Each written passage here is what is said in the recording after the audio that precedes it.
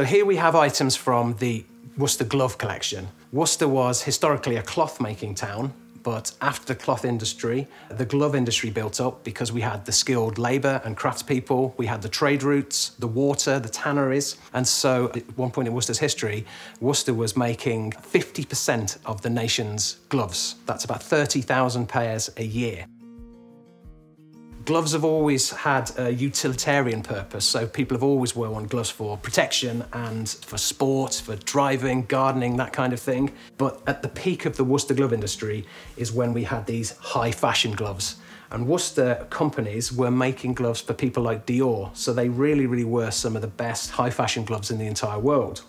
We have about 3,000 pairs of gloves made by some of the 150 different companies that were in Worcester at one point.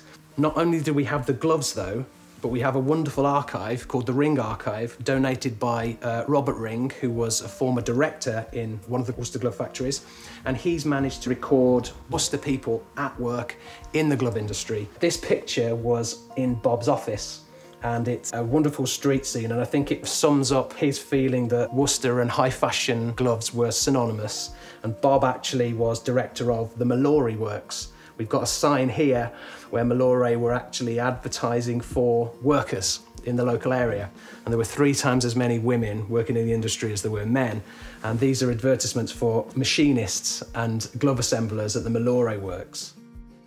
So not only did Worcester make the gloves, they also made the tools that make the gloves, and they are featured in these photographs. We can see Worcester people using these tools to manufacture the gloves at the glove factories.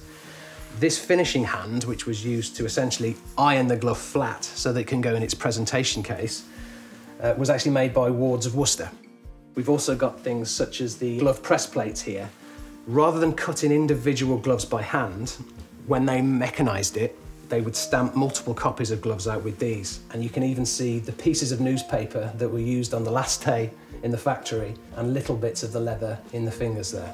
So we've got a complete industry here where we're making not only the leather, the gloves, but we also manufactured the tools themselves. So it was a huge part of Worcester's history.